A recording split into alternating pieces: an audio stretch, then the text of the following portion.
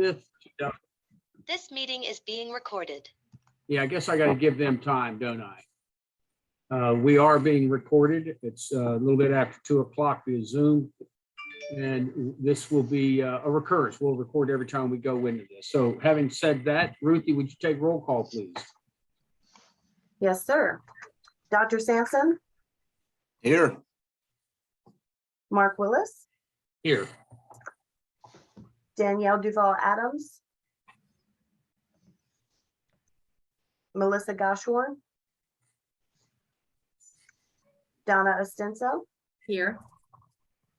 Wilson Perrin, Here. Michael Schisler. Here.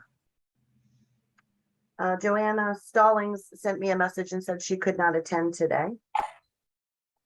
Stacy Taman, Here. Ruthie Buckler, that's me, I am here. Tony Navarro, Here. and Pam Lucas serving for John Norris today. Yes.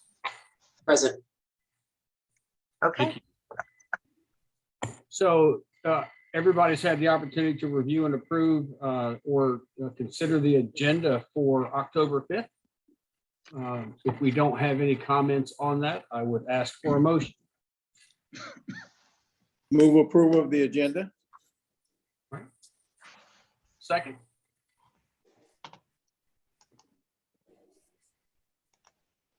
I second it. Thank you. Is there any discussion on it? All those in favor? Aye. Aye. Any opposed? Ruthie, we're good to go. So at this point, Joe, it's really, we get to you so very quickly, considering the rest of it's fairly easy. Once we do that, Joe, we're gonna, it's okay. We'll just go in. We'll just mention, I want to mention as we move from section to section, that way any public that is happen to be watching, they can kind of follow along. So our co-chair, Dr. Joe Sampson, is going to pick up on number 4 under general business. It's a blueprint status update, and then we will move to new business after that. And Joe, I think that's still going to be you. So it's kind of an easy transition. The floor Mark, is, did you yeah. forget number 3? number 3. I did forget number 3, so let me go back to number 3, and that is to discuss. We've had, we have a responsibility to track membership on here, and as we go forward, we have one member that has yet to participate for reasons that I'm not aware of. Joe, that was an appointment that was made by the Board of Education, so I guess at some point I'll need a motion to continue to let this go forward, or is it this committee's opinion that we need to ask for a change today? So I would ask for a motion that we discuss for outcome of attendance. So moved. Second? I second it. Okay, for discussion. So we're discussing whether or not Ms. Adams should be removed from the committee. And then I guess the second part of that would be a follow-up for the Board of Education to reappoint somebody of their choosing. It was the Board of Education selectee, so obviously it would go back to them to find someone else. So, any discussion on that? Yes. Ruthie, how many meetings have we had? What are we up to now? This will be our 5th meeting. 5th meeting. So I would suggest that we come up with, a statement that if you're not available for 2 or 3 meetings in succession, that you forfeit your membership. I believe that was in the agreement that was signed between the parties. I think it does outline very specifically, like if you miss 3. It does. Well, then I think we have someone who's going to be dismissed. Right. Yeah, and we can certainly, I guess, make that more readily known to the person that is appointed as we go forward. So Would someone like to make that motion that we remove Ms. Adams from the committee and ask Dr. Sampson to approach the Board of Education for a replacement?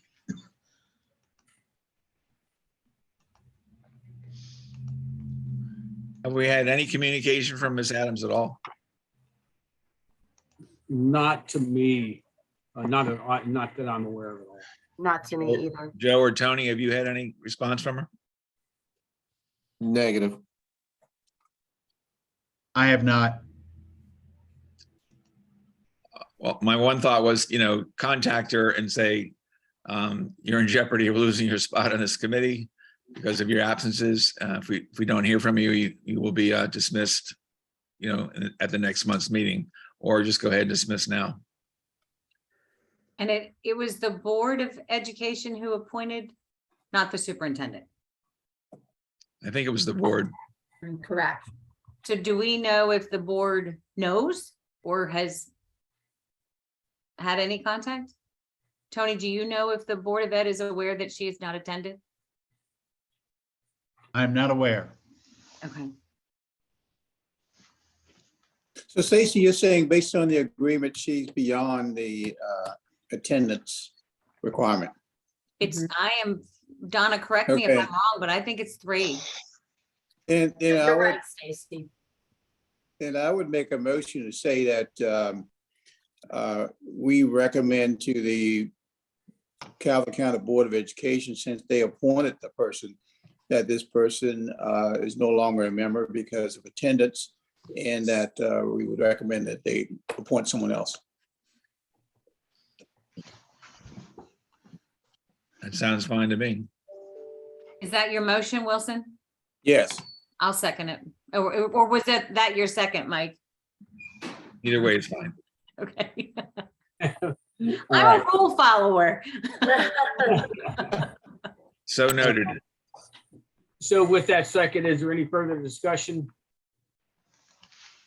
All those in favor? Aye. Aye. All right, that will also Okay. become, go ahead, Wilson. No, I was saying, did anyone oppose? Anyone not in favor? Wilson's a rule follower too. So when we have these, what we'll do is, and Ruthie will provide this as a directive to ourselves. It's not going out to anybody else. It's really directed to the board, just so that we know we made that decision, and everybody will get that as we go forward too. So, okay, next item on the agenda would be to go into Dr. Sampson's update of the blueprint status. Further All forward. right. And good afternoon, everyone. Before I do that, so Mr. Willis, based on what just happened, I can communicate then to the Board of Ed the next steps, correct? Yes, sir. I mean, what I don't know, Joe, on your side, would you go to the superintendent and then go to the board together? But that's your protocol. Yep, gotcha. And I will say that, on the county side, I don't communicate any of this with the Board of County Commissioners. As far as I'm concerned, this is strictly up to us. If I lost a member, I would go to them. But, we know that it's both groups that came together. So I'm good with whatever you and the superintendent work on your end. All righty. So I will provide an update as soon as we make that communication. All right, sir. Thank you. Okay, so as far as updates, general updates, there's a whole lot. The last AIB meeting opened lots of cans of worms, so to speak, that have caused some anxiety in a lot of people. Just a lot has changed. There's been a lot added, most of which is what MSDE or the AIB is going to do. And then there's some changes around the timeline, revision and recommendations, as well as other pieces that need to be added to local teams throughout the process. So what I'm going to do is I'll share my screen when I can get this presentation open, and then I will kind of walk through some of the key points.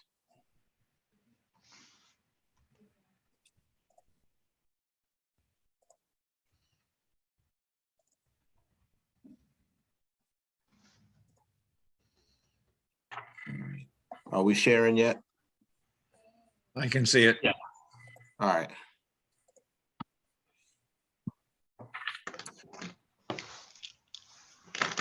Okay, so three major things that we'll talk about right now is the implementation team, the revisions to the implementation plan, and then the draft implementation plan that was rolled out that needs to be approved, and then a phase-in recommendation by our state superintendent of education. So the blueprint now, we are required to institute a blueprint implementation team. So all counties need to have a blueprint implementation team.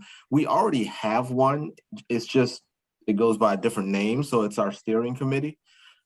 However, our blueprint implementation team, there are certain criteria that needs to be met. So we have to add some members and do some additional things. So we'll be doing that at our next meeting, which is on the 24th of October.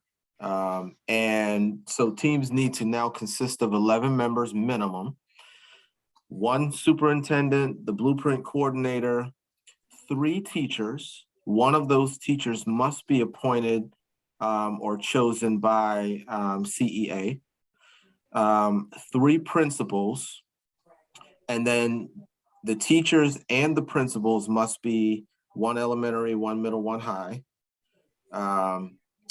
And then you also have regular meetings, community engagement activities that have to take place. The team is responsible for attending workshops that are set by the AIB and MSDE for support and collaboration. And then some of the key activities that have to happen are public submission. Well, not have to happen. There's a list of things that we can choose from, but some of those choices are public submission of comments and questions, focus groups, surveys, open meetings, town halls, things of that nature, and just different opportunities to engage the stakeholders. We also are asked to involve multiple stakeholder groups. So some of those could be the Teachers Association, Principals Association, support staff associations, counselors, librarians, parents, guardians, college and career readiness partners. So just a lot of different groups that we should consider inviting to these different events, whether it be the town halls or having interviews and focus groups or what have you.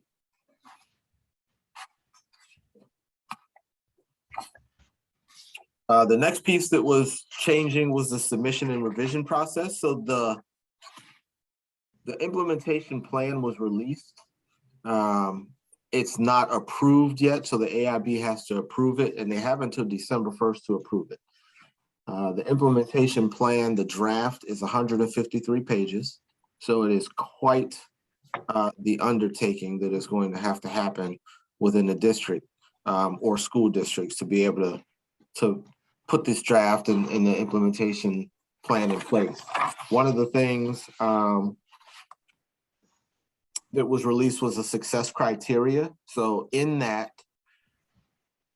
it basically lays out whether you meet, it's a yes, no, or partial in terms of meeting the criteria. There will be a review process for the submission. So they're looking at 4 members to review blueprint implementation plans for each county. And those reviewers could consist of MSDE staff, members from the expert review teams, and other educational experts and practitioners. So there will be training for that process to be able to review the implementation plans. And then based on review and feedback of those plans by the teams, the MSDE will then recommend approval or disapproval of the implementation plans. Prior to the submission deadlines, though, MSDE is going to host a series of workshops to support school districts in developing and writing their plans. And then there'll also be a component for annual amendments and then annual reporting. One key takeaway is that although the blueprint is a 10-year legislation, the plans are going to be written in 5-year chunks. So we are asked to develop a 5-year plan within the 10-year plan, and then after the 26-27 school year, revise it for the duration of the blueprint. And that could decrease even more because nothing was decided at the last AIB meeting. This was a recommendation. It could decrease to smaller chunks of time. So we really don't know, but as of now, it's going to be 5 years that we focus on as opposed to the whole thing. So in terms of the timeline, that basically changes what happens throughout the course of the implementation and the revisions, submissions, and what have you. So that hasn't been approved yet. So I don't have a copy to share with you, but just the idea of periodic updates and submissions and reporting is what will be added to the general timeline. We're still looking at a March submission date and then a June approval date for our implementation plan. And then the state superintendent's recommendation is for a longer runway because of the depth of the work and how involved it is. There also was a discussion about time-bound versus timeless goals. And if you recall, the statute there's some mandates in there, like 6 teachers get paid minimum $60,000 by July 1st, 2026. That's a time-bound goal or mandate. And then some of the timeless goals could be where they don't have a specific completion date.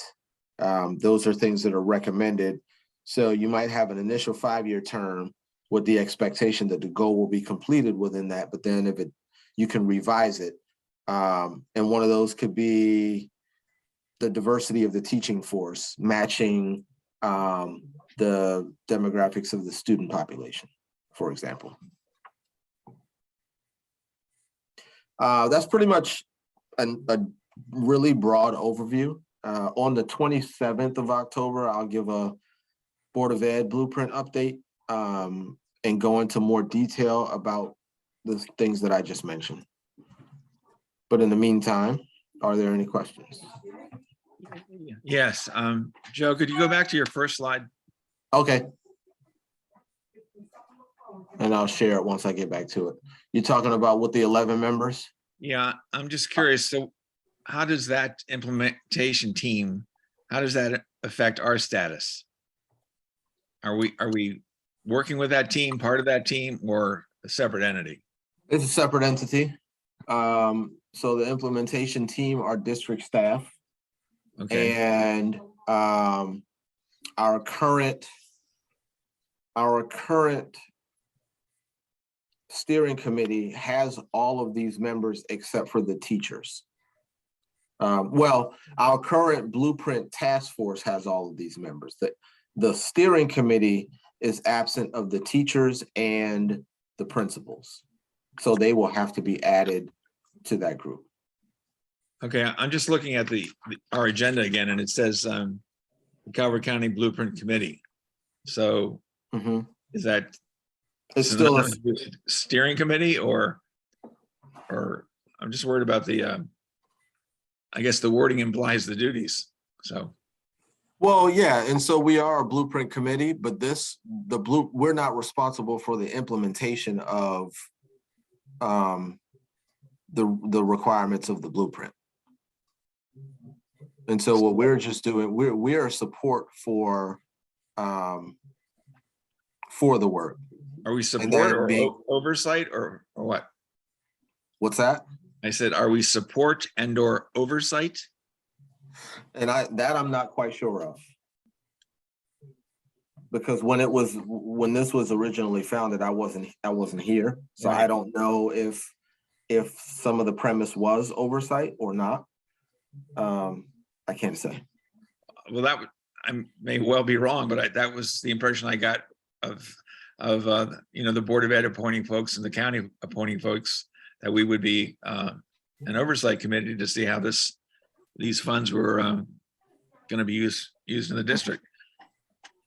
And so, And I may be off on that, but I don't know. yeah. And in that regard, my thought would be that if it is an oversight committee, that then the blueprint implementation team would be responsible for reporting, which in that case would be me on behalf of the blueprint implementation team reporting to this committee, and then having discussions about that moving forward. Okay, if I can ask a second question. And it came up with your second slide, but I don't know that you have to go to it. Well, who is actually writing these revisions? Is this MSDE folks, or is this state legislative staff who are making these? Who's making this 150-page guidelines? MSDE came up with the document and submitted it to the AIB for approval. And so the AIB will approve it or recommend changes. And then it'll go back, and then it'll go out for public review and feedback. And so then based on that review and feedback, there could possibly be more revisions until the final draft is approved by December 1st. Okay.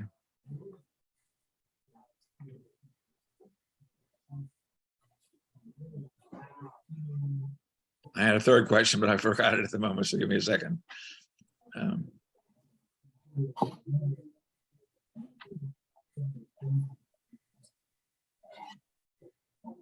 Anyone else care to ask?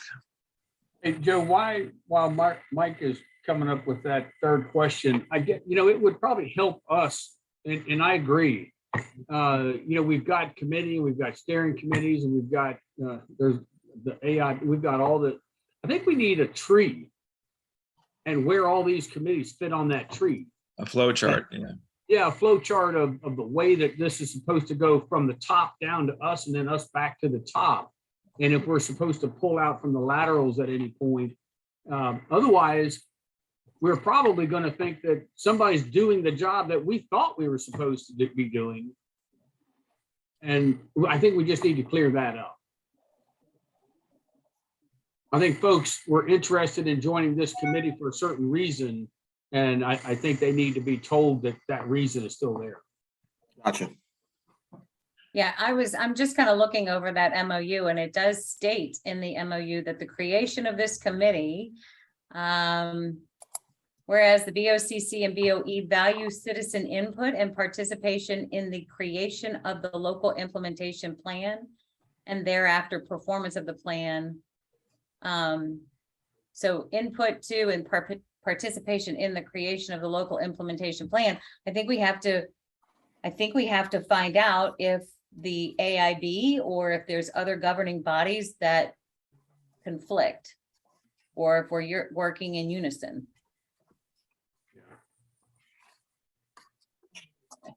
My third question is, I guess, more basic. What's the status on the funding now? Has it been approved completely, or are we still in the wait and see if everything's going to be funded? So districts have already received funding. the way that I understand it. And so I know there was a lot of confusion, and Mark, we had talked about that document and what did it mean. And so the funding is already there, and we just have to report out on how it was allocated.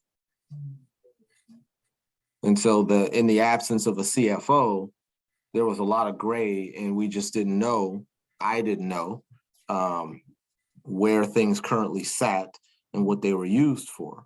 But so we're not looking for funding at this point. The funding has already been provided. So this new implementation team, they're going to be the ones who make the recommendations of how to spend the money. Yes. And that's not going to be us then. Unless that's supposed to be one and the same, but the way that I understand what's in here, team membership does not include from this document, does not include anyone outside of the school system. Okay. Well, it certainly makes sense to add some principals and more teachers to that discussion group or that planning group. How far are we? Do we have an implementation team for the district, or is that still being? We do, and yeah, we do, and that's what I was saying earlier, is that our steering committee has been serving in that capacity for the last year or so. And now we just need to make sure that we meet that 11 member minimum criteria with those members being teachers and principals. And that's what I was going to add. And Joe, you were not in this role at the time the steering committees were made, but the steering committees, I think the big thing that's missing that had been going on in the school system was they were going on, but without principals and teachers. They were more with supervisors, department heads, if I'm not mistaken. Is that right, Joe? Central office staff. Yeah, the steering committee, but again, the larger blueprint committee does have more of that membership, but there's still no teachers on it. But it does have principals. Because when I was still in the principal role, I was actually on that larger team.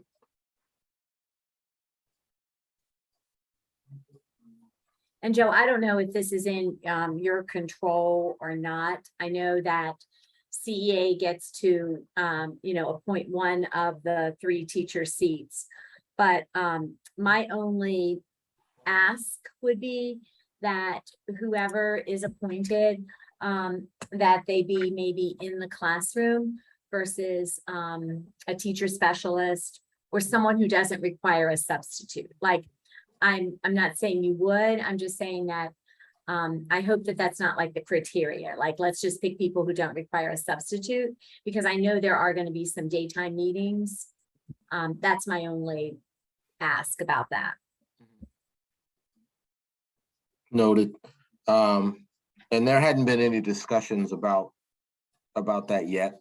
Mm-hmm. So and that, I know that could be jumping a little ahead. No, but it's actually a good suggestion though, because we definitely would want, you would think you would want someone who's in doing the work right now to be able to serve in that capacity.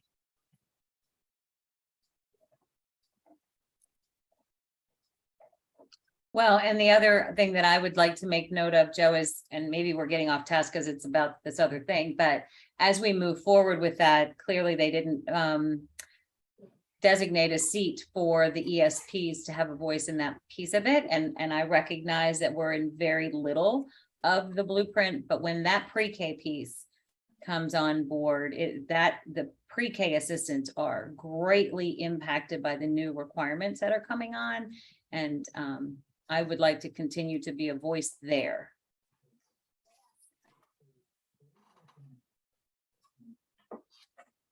Gotcha. That's a request. Thanks.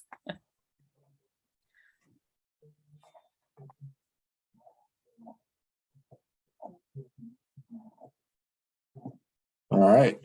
And then I guess once I find out whether this membership list is all inclusive, or if we have the capacity to add different different folks to the group, or if we could just do, or if not, and we just have some folks in different roles who are consulting but not necessarily on the team.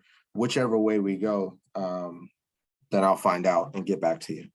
Okay, and I didn't know if that word minimum gave you any flexibility there, so. The minimum, right, and so the word minimum is in the number, but it's not in the list of participants.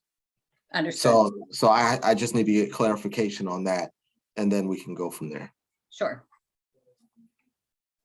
I apologize. It's just me, I guess, but I would still like some clarification as to what our group's role is going to be in light of the implementation team and what else is expected. I agree.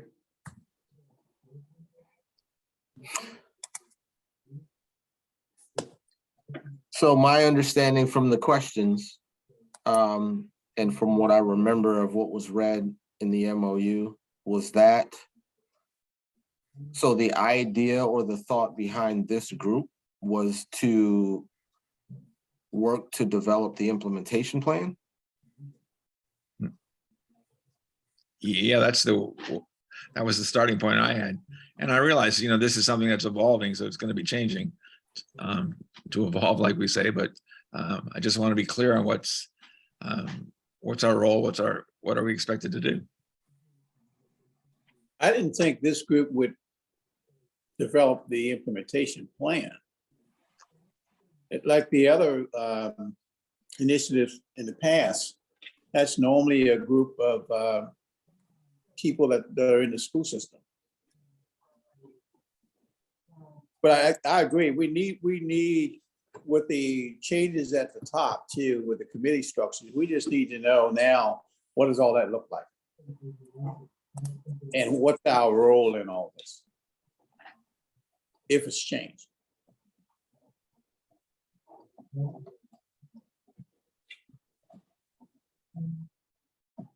All right.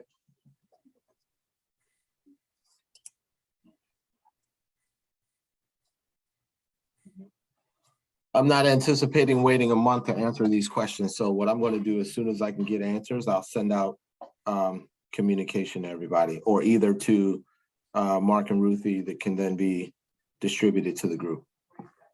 Yeah, we can do that, Joe. And to be quite honest, and Ruthie, this is on me and you more than anybody else. I think that we probably need to create a kind of a weekly email. I don't want to overburden the system, but at the same time, I agree. Waiting a month to have maybe what we do in that weekly encounter is that, Mike, in fairness to you, I mean, you've got a bunch of questions. I think we probably need to track them as they come up and put them in that next weekly email. And we might be able to answer some of that before we get to the next meeting. We can still discuss it so that it's public. But I think, because I want it all to be transparent, but I think having that weekly, just updating an email string so that we know what to put on the agenda, I think will probably help us keep track of what we're talking about. Yeah, I think that would be appreciated. And may I, Mark, as long as it's not a group discussion, because we don't want to be in violation of the Open Meetings Act. Understood, Pam. I appreciate that. I think all it is points of interest that'll be consolidated, and then everybody would see that. We're not discussing it, but we're making sure that that's what populates the agenda. On your own, responses can be formulated, but they'll be expressed during the public agenda. Tony or Donna, is there anything else you think we're missing at this point? I don't think so. No, I don't think so. I do just want to say I agree with you, Mike, about one of the concerns about the AIB with the 11 panel. In some ways, I feel it's a little top heavy with only having 3 teachers and no support staff. So I don't want you to think that, I did hear what you were saying, and I don't disagree with that. I don't know, though, that CCPS will have any control over that, because I think it goes back to what Stacy was mentioning, like, is it really mean a minimum, or is 11? You know, that's it. Nobody from case and only 3 teachers. Because when you think about the diversity in my teacher force, between classroom teachers, regional teachers, related arts teachers, there's a lot of different groups in that. And to only have 1 elementary, 1 middle, and 1 high, you're leaving out a whole bunch of contents. So I just wanted to reiterate that Mike, I heard you, and I don't disagree. Well, thank you. And I would say the minimum in my mind was a number, you know, that's, you could have more than that, but I guess the other caveat with committees and groups is, you know, you can get too large and get too cumbersome and not really get anything done. Just a thought.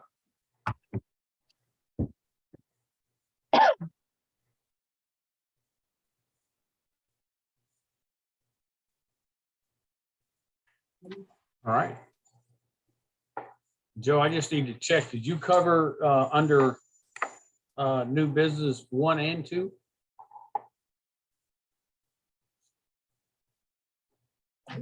I did. I'm just trying to do a better job at tracking it so I can mark it off the list. Okay, if nobody else has anything under new business, I can go into number 1 and number 2 of old business, or at least number 1. Yeah, so number 1, we had talked about, you know, public awareness of the campaign itself, of, you know, what we're trying to do. And Ruthie, I was going to ask you to do this since you typed it up for me, but I'll go ahead and discuss it just because I know we've kicked it around. So we have what we call Calvert Broadcast. Calvert Broadcast it's a group of very talented individuals. They do audio visual podcasts. They do commercials, you name it. They do all of it. If you look at the county's website, sometime you'll see some of their work. We could do the same thing for not just this committee, Joe. We can, you know, however we may be able to reach out, whether it's something you want for AIB, for example. You know, it doesn't have to be me or us. It could be you and that other group that you meet with, as long as I can have the time to put it together. Now, I will say this. We would have liked to have move forward with something like this already, because we could put together a commercial that kind of makes sense. You know, just something that we put out on your website, on a Facebook page. We can push it out through social media. We can do a press release on it. We can link it to each other's web pages, just so as many people can see it as possible. The one thing I would ask is that right now I've already we've overwhelmed them with requests, because we're already doing stuff for outside agencies.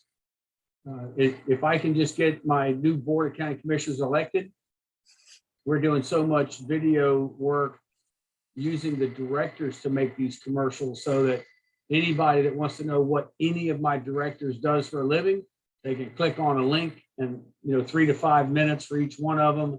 It tells the broad basis of what they do. What I'm hoping for the new commissioners and for anybody that wants to, so it's opening up the, you know, that very solid door to a very transparent door. Look at the video, call my directors. You know what to ask, or you could have additional questions. We could do that for this as well. So it'll probably be a little bit of time before they open up and will allow us to put them to work for us. Communications and media relations is a department that does the same thing. They do outreach, they do press releases, they do social media posts, they do, again, they can put it on Facebook, they can put it any number of places. So we could come up with a message that we want to put out, and we can do it routinely. And so we can do that as well. In fact, I've got a meeting as soon as this meeting is over with to talk to our social media guru Her nickname is 411. She basically knows everything on everybody, and she pushes it out when it's supposed to be pushed out. So we're going to discuss that as well. And maybe we bring before the next committee a couple of examples of what we could put out. A message, a simple message on, hey, this is who we are and this is what we do. But I would need, on behalf of Mike, I would say I need to clear up exactly what we do, because now I'm a little confused of what part we play in the overall picture. The last, Ruthie brought to my attention, and Tony, you might remember this. Kevin had said that the school system might create their own website dedicated to this. I don't know if that's been a thought, but if that's the case, I mean, certainly we would help support that and link it back to us, however you want to do that. He did say that, Mr. Willis. He did say that, Mark. Okay. Yeah. So again, with that in mind, I mean, if we're moving forward on that from your end, just let us know how we can help. And we're going to do the same thing over here so that we can push it out jointly. And I would say the last thing on behalf of the commissioners, and they're not asking me this, you know, the reason that this committee exists, I believe, is that the Board of County Commissioners, and this is no secret. For the last year or so, the Board of County Commissioners have been very interested in how monies are being spent within the Board of Education. They voiced their concerns. That's how I got put in this position. But they're not coming back to me and hounding me or even asking me questions about what we're doing. But I would say that one of the outreaches that can happen, and Joe, this is solely up to a discussion that you and I could have, but it would be nice, like you said on October 27th, that you have a presentation going before the Board of Education. I'm wondering if we could do the same thing at some point on a Tuesday for the Board of County Commissioners.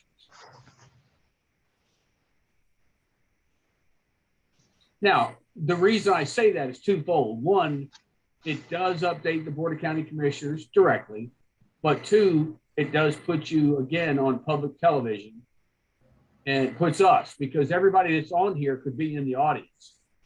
I mean, I can't shove everybody up to the table, but if that's what you want to do, I'll bring up a bunch of chairs. We can all sit up there. But my point is, I think it's an opportunity for us to present jointly as representatives of both the commissioners and the Board of Education commissioners, so that everybody knows we are on the same team.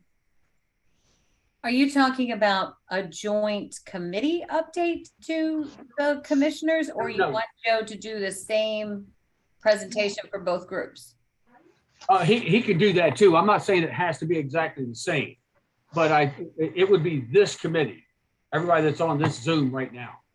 And obviously it would probably be Joe and myself sitting at the table, but everybody could be in the front rows sitting there, and we would brief as a committee. And if somebody from the committee wanted to go to the mic, that could certainly happen. If you had input, there's no reason why you couldn't go to the mic and say something.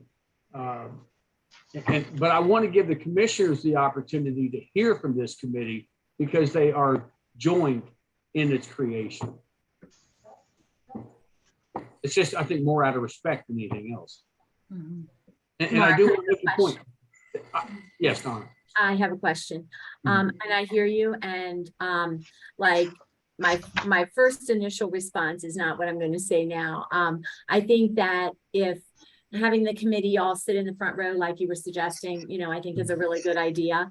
I'm wondering what your thoughts are. Should this presentation happen? Because we would be looking at the first, like if he did it after the last Thursday in October, we'd be almost looking right around Election Day. And I don't think the commissioners meet that week. I'm pretty sure they don't. They don't. They don't meet on the 8th. So I'm just throwing this out there. Do you think it would be better that we looked for a date in January once you have the new sitting commissioners? You know what, Donna? Absolutely. My whole brain, and I hate to say this, revolves around November 8th. Right. And having that, having that new board, because the only reason I bring it up is because of the October 27th date that Joe mentioned. I think we need to do something similar to that for the for the Board of County Commissioners. And you're absolutely right. It doesn't make sense. They don't even get sworn in until December 20th. This first week, the first Tuesday of January, they don't meet. I think it's like the second Tuesday is the first opportunity in January where I'm very candid when I say this, their eyes aren't even uncrossed until that time. Right. They don't even know how to get in the front door here until, end of January. So, and yes, Stacey, I will tell them that to their face. I'm not worried about it. I got to round them up every time they're here. So my point is that January is probably the perfect time. And I think we're probably more solidified as a committee too. Joe's got even more updates on that tree that we were talking about, where everybody fits in and who's doing what. Right. And we, by December, will have the exact plan for what the plan is going to look like that has to be submitted by March to the state. Like right now where Joe was saying he's had some, seen drafts of it. So that seems like a good time. That's just my 2 cents in the conversation, but that's how I think or what I feel. I think another benefit is that we are in budget development season at that point. Another good point, Joe. And so the presentation wouldn't necessarily have to be the same because the questions are going to be different. And so I think it's a good idea as well.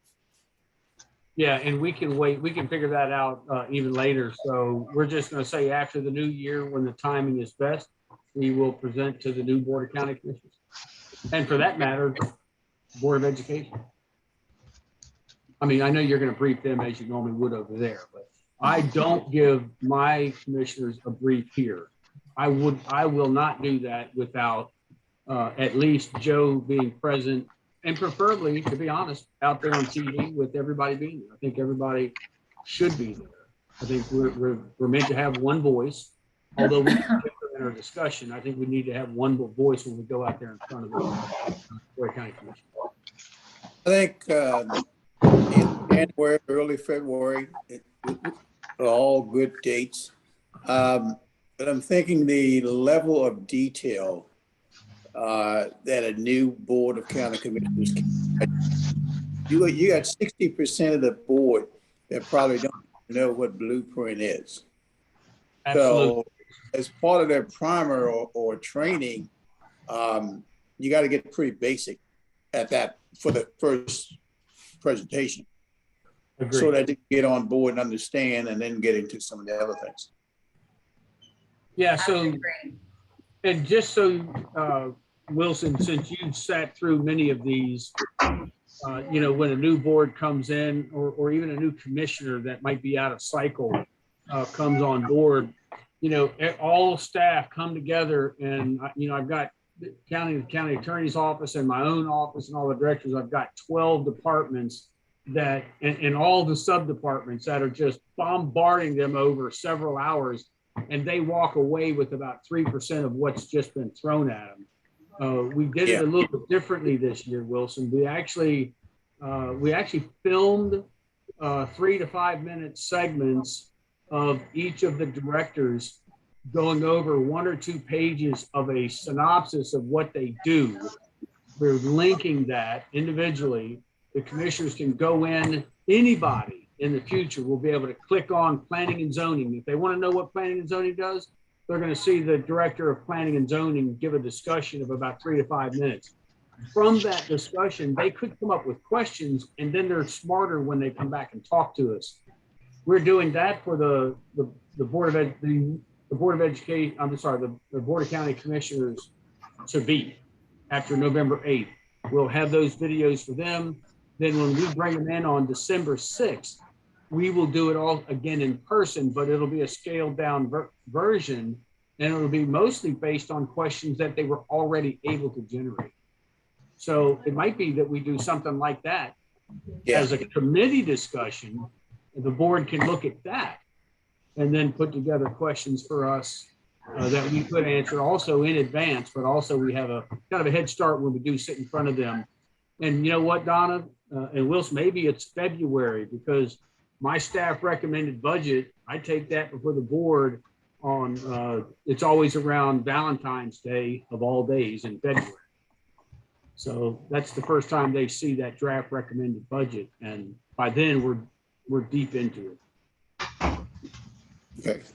Yeah, I don't have a preference on whether it's January or February, but I do think that this is an excellent opportunity to, like you said, Mark, to present a united front. This is a topic that's caused a lot of consternation, you know, amongst the commissioners because so many unknowns that are in there, but we've worked really well together, and to show that we are a very cohesive group, I think may help to put some of the newly elected commissioners a little more at ease with what sometimes is viewed as a tough topic. Sure. Yeah, I absolutely agree. I think we can be the, you know, the poster group for how you can get along if you only put your mind to it. I'd like to share that at a higher level. So I don't have any. Say again, sir. I like the idea of the videos because they can always go back Right. even 3 or 4 months later and look at the background on someone who's on that department if someone's in front of them presenting. Absolutely. I mean, I haven't even done mine yet. Mine's next Tuesday, I think. And, you know, the idea is so that they can go back and link to it every time they want to. And once I have the commissioners look at it and it's available to them, then we will likely put it on a link to our website, and any citizen would be able to look at it from the perspective of what does the county administrator's office do? So, okay. All right, I don't have anything else unless you have something. I will move to public comment. Okay, Ruthie, you want to read our statement for us? I actually see no one on here from the public, so I may not have to put you through that discussion. If there is someone on here that I am missing from the public, can you please use the raise your hand function now?